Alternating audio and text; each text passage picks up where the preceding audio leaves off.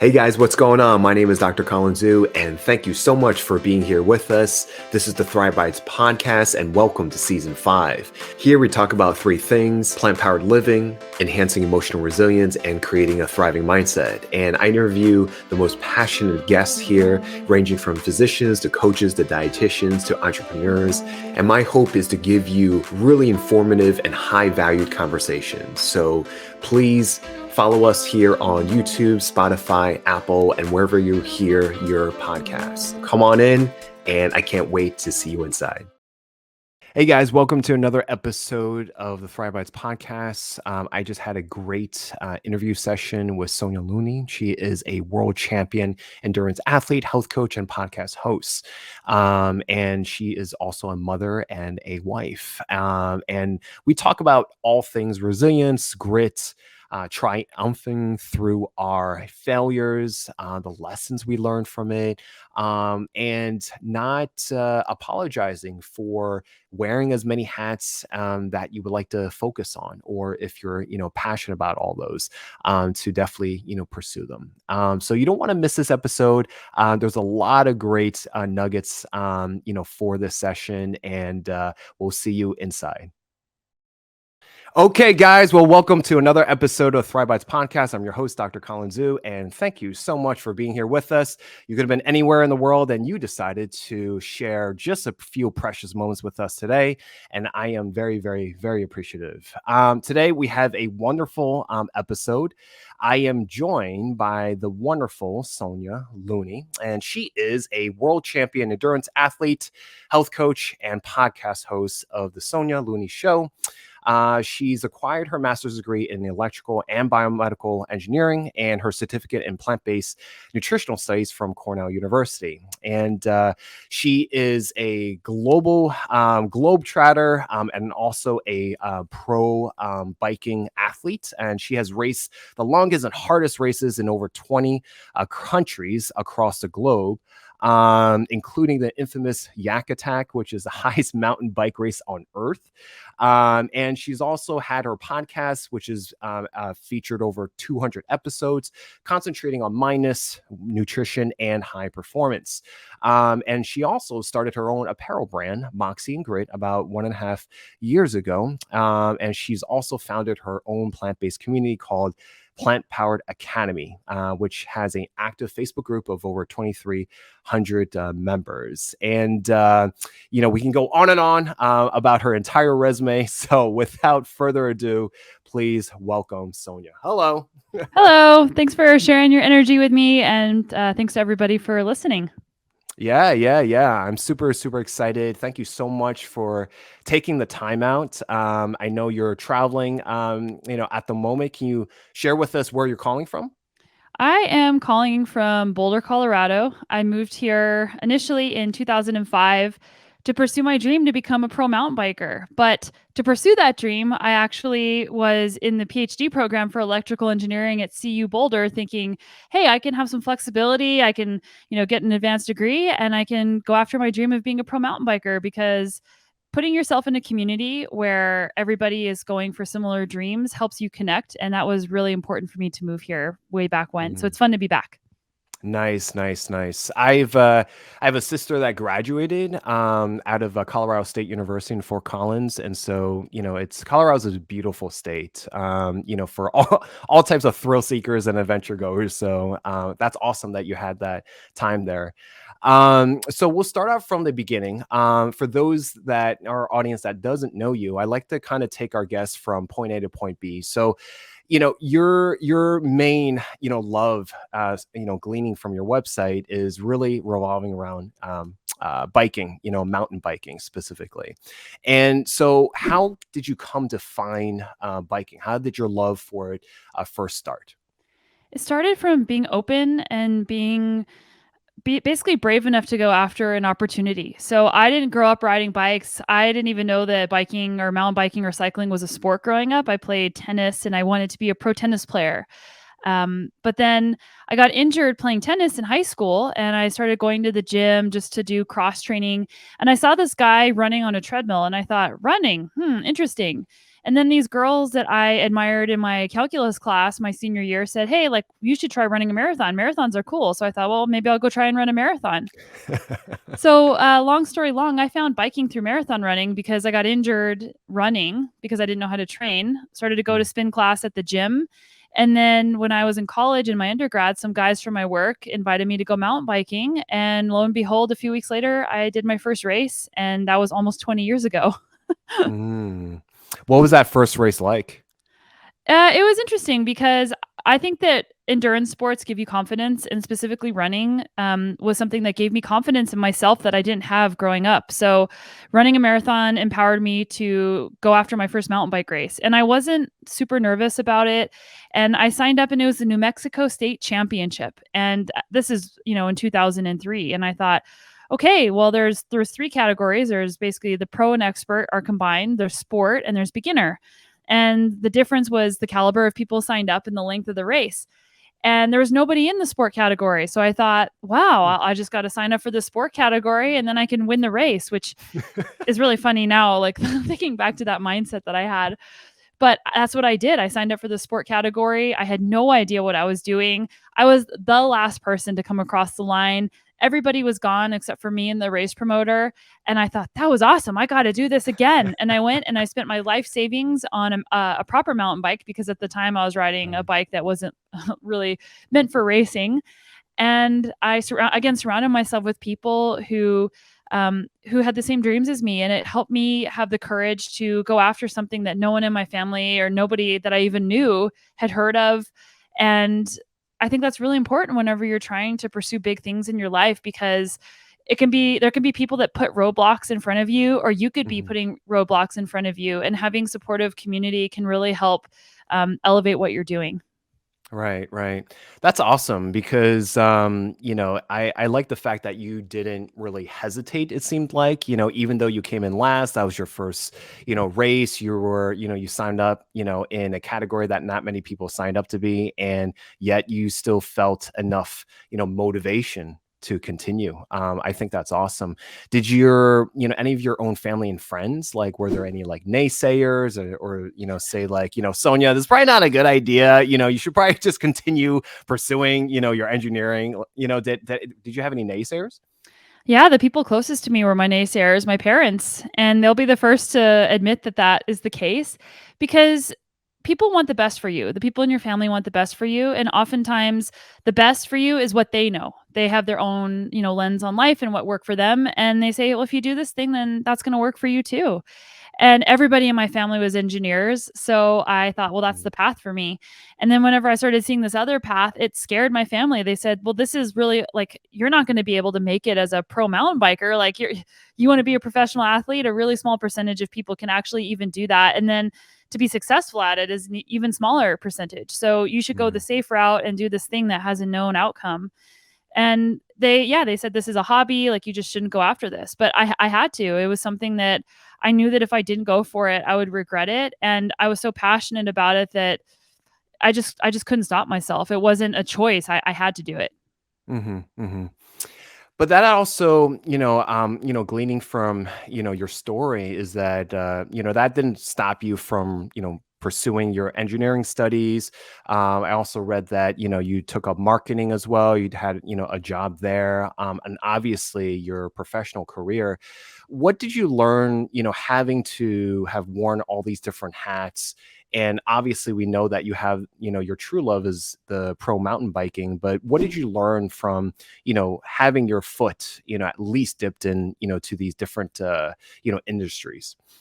Well, initially, I had to have my foot dipped into all of those different industries because a lot of professional endurance athletes, regardless of what the sport is, whether it's triathlon, running, biking, it's not like you become a pro and then you're making all this money. A lot of professional athletes have to work at the same time because the sponsorship opportunity and prize money isn't enough to just do that thing. So initially, I had to do the other jobs, and I'm glad that I did because it taught me time management. And going to grad school, working two jobs, and being a pro mountain biker, I really had to learn time management skills. But Mm. also, it's the identity question, because when you're super focused and passionate about something, it could become your sole identity. And that could be really threatening whenever every single time you line up for a race, that identity is on the line. So for Mm. me, having Mhm. multiple facets and multiple interests in my life helps keep me grounded. And for some people, that doesn't work. Like they need to have a very singular focus whenever they're driving towards a goal. But for me, that gives me the freedom to explore other interests, but to also hold this other thing that I'm really passionate about close to me. Mhm, mhm. Yeah, I can definitely resonate with that. Obviously, I do podcasting, but I also write. You're also a freelance writer as yourself. I've done, triathlons myself. I enjoy running a lot, so I can definitely understand how it's important, at least in terms of an identity point of view, to be able to in a way creatively express yourself, I didn't come from a long line of people in one singular profession, but culturally speaking, they do want you to kind of go through certain categories of work or profession, and so I understand what it feels like to also be in a box and the need to want to get out of that box as well. So I definitely resonate with you in terms of wanting to wear, different hats that kind of, represent, who you are. Yeah, and I think wearing the different hats gives you the opportunity to continue to evolve because I Hmm. think one of our number one desires as humans is growth. And if you if you limit yourself to one thing, it might be really hard to have growth in your life, and it's scary because making changes isn't easy. And you to make a change, you often have to leave something behind because a lot of us want to do everything, myself included, but I've learned the hard way multiple times. You can do, like, this is the quote, you can do anything, but not everything. Yeah. Yeah. One of my favorite sayings from my own mother is that, there was a time where I was just trying to grab everything and try to do everything all at once. And so, she'll say to me, son, what you're trying to do is kind of like, grabbing sand. Right. You can't grab every grain and morsel. Everything is just going to fall through. So I come to find, I'm sure you've done this as well, is, you kind of just narrow down to a selected few and then you just, kind of give it, your best. So, and then, it's, proof you've done, it sounds like you've done very, very well. Yeah, it might sound like I am not narrowed down based on the bio that you read. It probably sounds like I do everything, and people ask me like, "Well, how do you manage all these things?" And I also have a 2-year-old and a baby, and people are like, "How are you doing all these things?" But I don't do all of them all the time. I have times where I'm very focused on, say, my training and my racing, and that is a time that is right now, because it's the race season. And that might mean that some of my other projects are not getting as much attention as I would like to Mhm. give them. And I have to be okay letting that go a little bit, but also knowing that there will be other times of focus where I will be going back to those things and focusing maybe a little bit less over here. And that's what I call having intentional imbalance. Everybody's Mm. always striving for balance, and that's not going to work. It's being intentional with the choices that you make and the things that you want to have as a priority. But it can be really hard to know what your priority is, and your actions also might be different than what you think your priorities are. So paying attention to what you are spending your time on versus what you're saying you want to spend your time on can help bring some clarity there to what it is that you should or want to be spending your time on. Yeah. So on that point, for those that, haven't really kind of, prioritize, a selective few of what they want to focus on, right? Is part of, what you went through, a part of it is a lot of experimenting to kind of see like, oh, this is what I really want to, spend my life towards or spend a good amount of chunk of time towards. Would you say there was a bit of experimentation during that time when you went through that phase?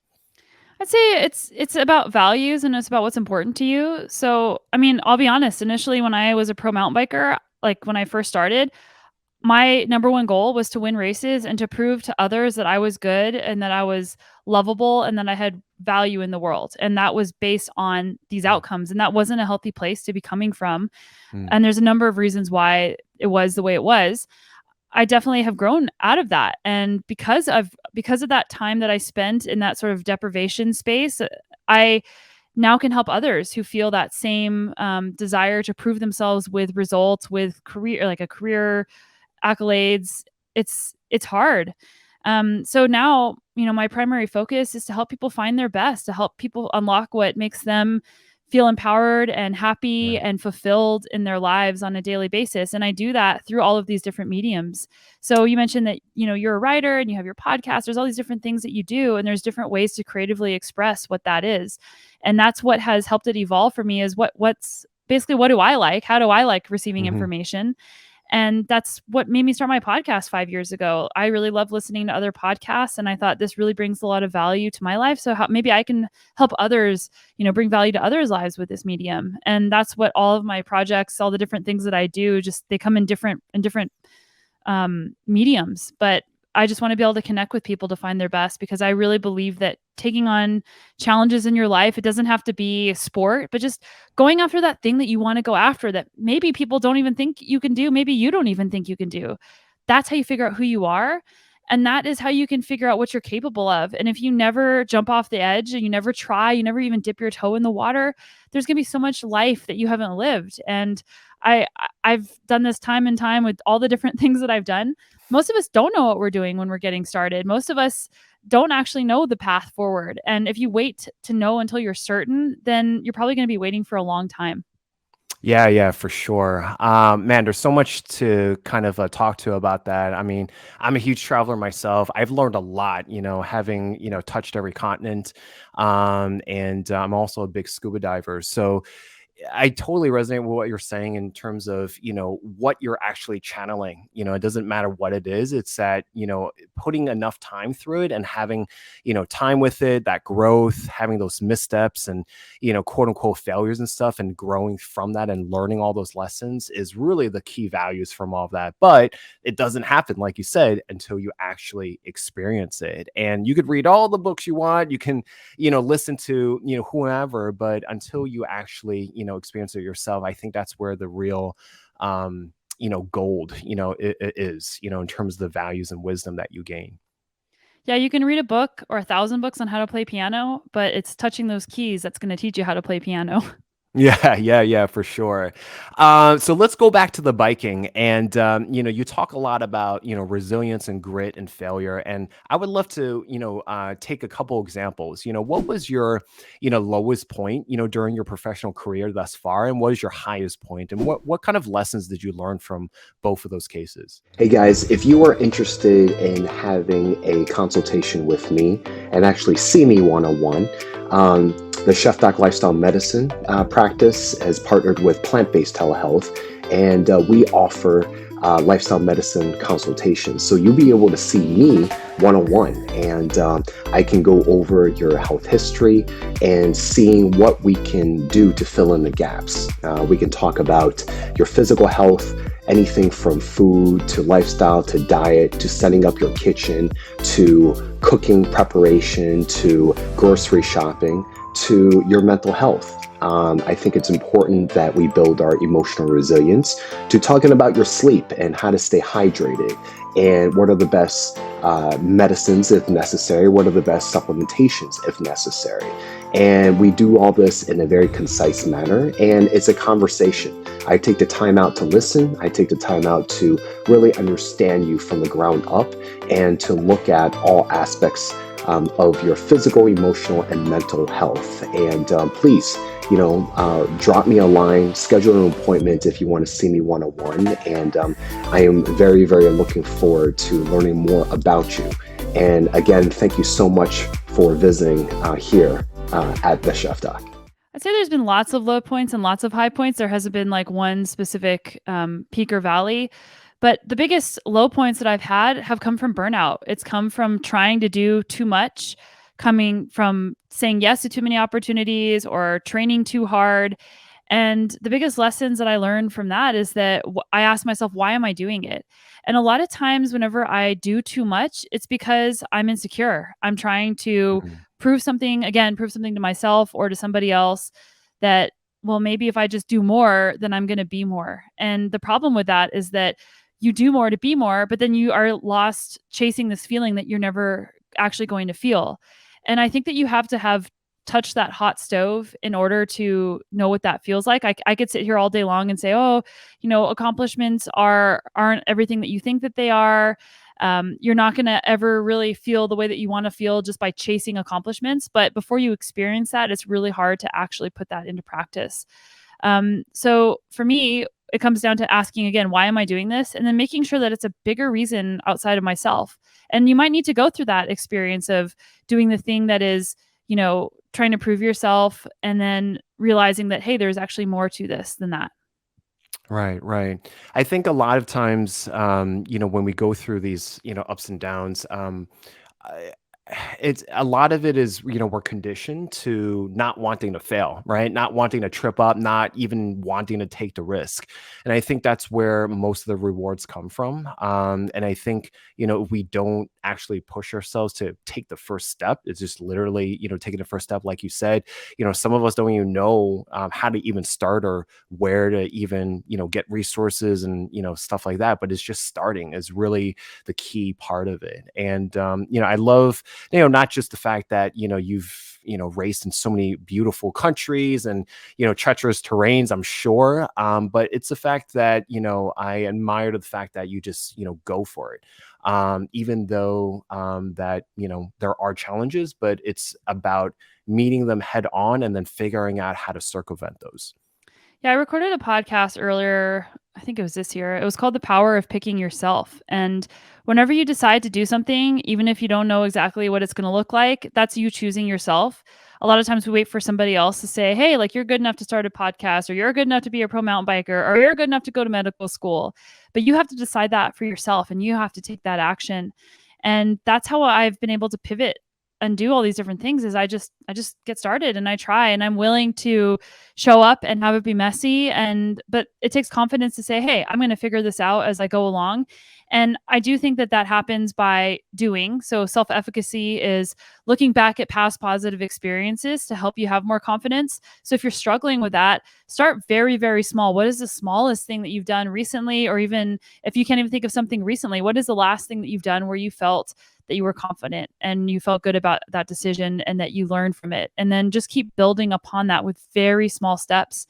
That's a huge part of health coaching too. It's about like very small action steps and actions. So I help people break down their goal into the smallest possible action step. And some people think it sounds really silly, like, oh, this really small thing, but the smallest things can be really hard. And that's how you build trust in yourself. Yeah. And I love that, and I love the fact that you take on clients, you have an academy, you have the podcast, so there's a huge teaching component, part of as part of of what you do. What do you say to people that let's just say they try, and for example, they don't succeed on the first try. But then, they get into their own head and say to themselves, oh man, I've already failed. What's the point of, keep going or pursuing this, anymore? For me, whenever I counsel patients or clients, it's, a lot of times it's the biggest hump. It's kind of like pushing that big boulder over that hill before you get that forward momentum, right?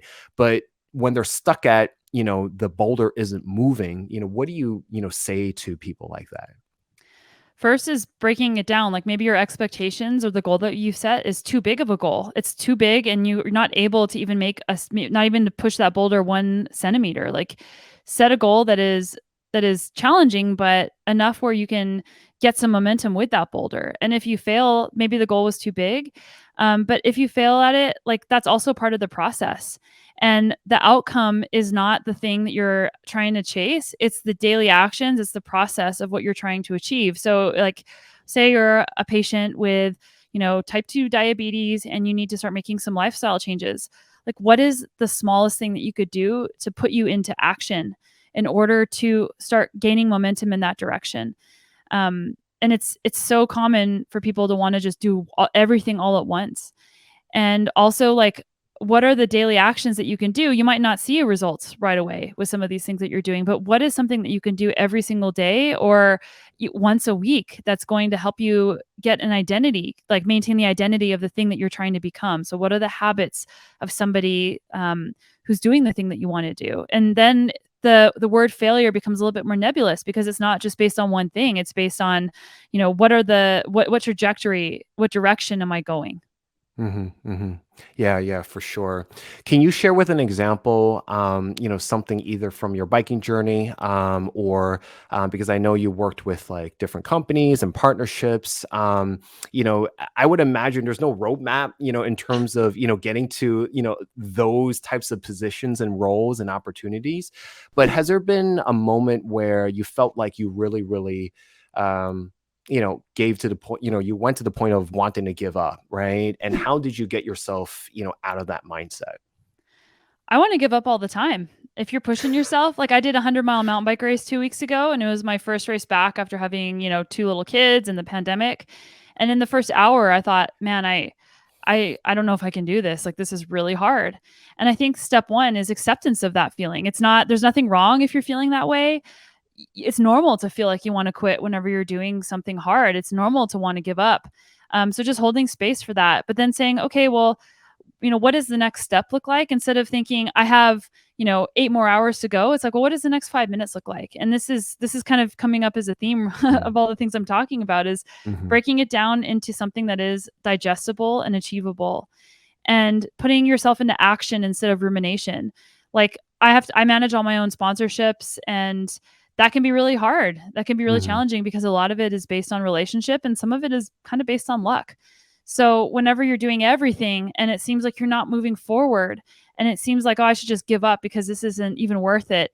It's knowing that you might just be on a plateau, and it's not giving up. It's going and going, and having that resilience is what will get you there. And there's a great mhm. analogy that I like. It's about an ice cube melting. It's like the ice is going to be sitting in the room and it's going to be very slowly melting. And then eventually it's going to reach that temperature where it actually starts melting. Or when you're chipping away at a rock and it's like that the thousandths or 2000s, hard to say, blow that finally breaks that rock open. And you might just be right before that blow that's going to break that rock open. But if you're but if you are to the point where you want to give up, like maybe you just need to take a little bit of a break. Sometimes like stepping back and zooming out and dialing out can help you gain perspective, and giving your mind a chance to rest can help you get your best ideas. And there's a lot of science behind that. Yeah, for sure. I'm very curious because you're well traveled, and I'm sure you come across a lot of athletes from different walks of life in different countries. And, being as an American, we were talking offline and you grew up in, New Mexico. Our society, it's kind of no pain, no gain mentality, push, push, push, go, go, go, have no breaks, right? Whereas, when I've traveled and, I observed and, learned about from other countries, they give themselves break. They take long holidays and long stretches and stuff. What if, has there been something similar that, you've seen from other athletes? Do they constantly push themselves, or are they more, I guess, kinder or gentler to themselves and actually incorporate breaks and, the pauses in between? Well, I think this is the paradox of being a high performer is that high performers are incredibly driven, incredibly focused, and work really, really hard. But it takes courage to put on the brakes and to accept that the rest is part of the work. The rest is part of the work. You need to take that time in order to get better. And, when it comes to sports, like you're out there training, and that's not the part that's actually going to make you faster. That part's breaking down your muscles. Like if you're in the gym or you're out running, it's the rest that helps you build back stronger. And the same goes for mental and knowledge work. Like you can push yourself to the limit, but you need to be able to take that break in order to get better. But the question is, ask yourself, like, what am I getting from this? What am I getting from driving myself into the ground? And what am I getting from this whenever I rest? And how am I showing up after that? And asking yourself powerful questions can be a first step into acknowledging if you are charging too hard, if you do need to take a break. Because that is a drum that I beat hard, is that it's important to work hard, but it's also important to have that rest, Mhm, and to not fill that rest with other things. And to ask yourself, like, if you are working so hard and you're afraid to take a break, like, why are you afraid to take a break? And then mhm. starting to go down that rabbit hole. Yeah. I love it. I think the theme to this is really just breaking things down into as small as pieces as possible or actionable steps. I think that's really, the biggest takeaway for me, to kind of, go on that long journey, whatever that is for you. Um, So the next thing I'd love to learn about is your podcast and your academy. And I know you focus a lot on plant-based, nutrition and lifestyle. What motivated you to start these two things? Because I'm sure it wasn't an overnight thing. This took a lot of work.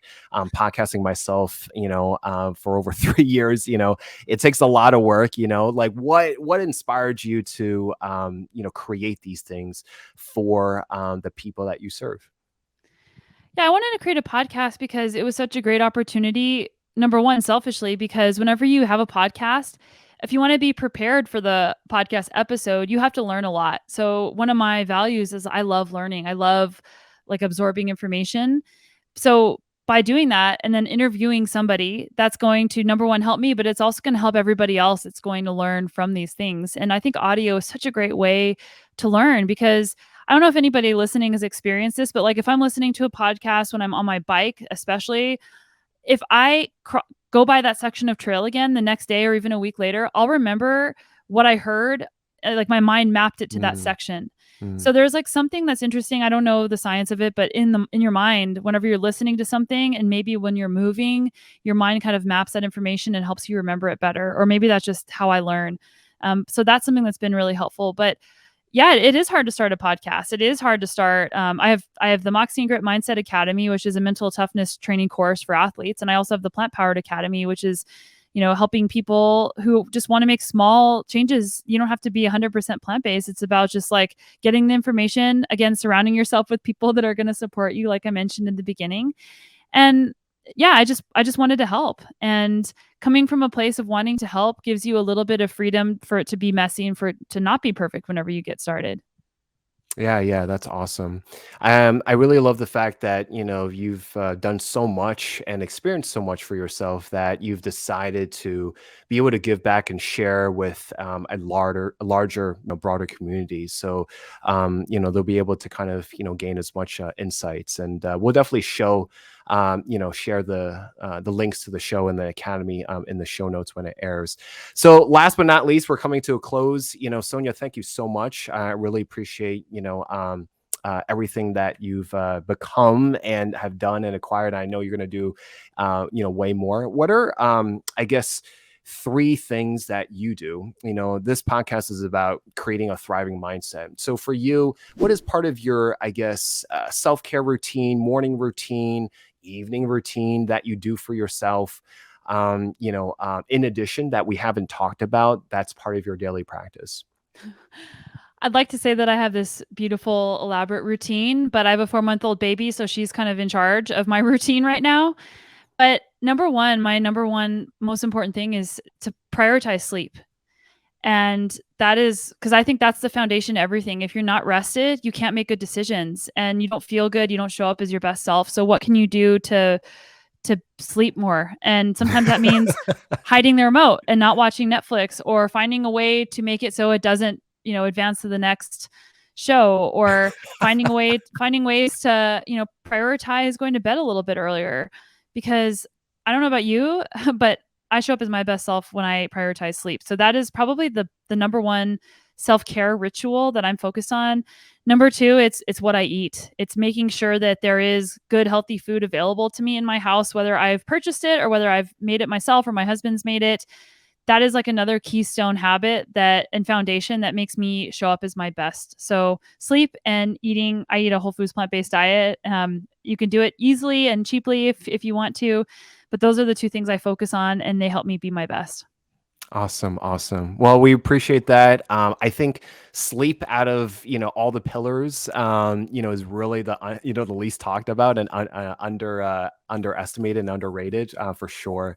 And I'm sure, as a mother, it's like the only thing you look forward to. And Netflix, I just hate the fact that, they dump everything once they release it to you, all at once. You're like, crap.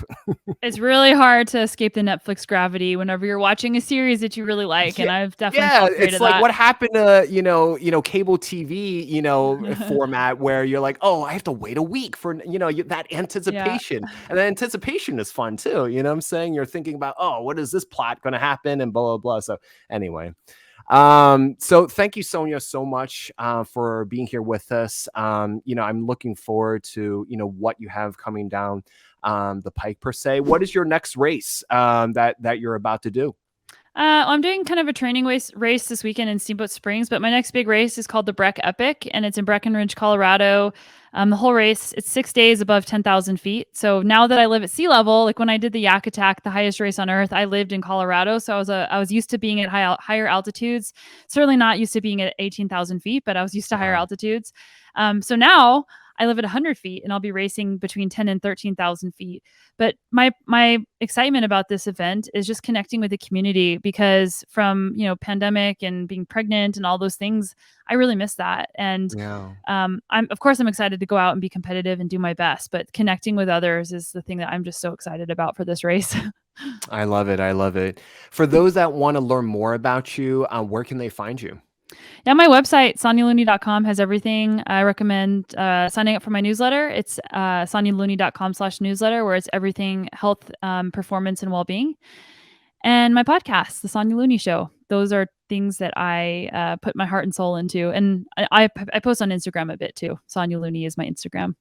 Awesome. And we'll definitely share that in the show notes. So thank you so much again, Sonya, for taking the time out. It's very, very inspiring, for someone to do the many things and wear the many hats that you do. So thank you for what you do. And I hope you keep going with all of that and often, for better things in the future. All right. Thanks, Colin. Guys, thank you so much for watching another episode. If you like this, please share, like, and comment. And if you feel that this was a benefit for someone else, please let them know. And until then, please say goodbye to Sonya. Hey guys, thank you so much for watching that episode. We hope that you enjoyed it. If you like this, please like, follow, and subscribe. And please follow us for the latest updates for this season 5. And if you feel that this was a benefit for someone else, please let them know. And please follow us on Apple Podcasts, Spotify Podcasts, and YouTube. And thank you so much again. And we will see you on the next one.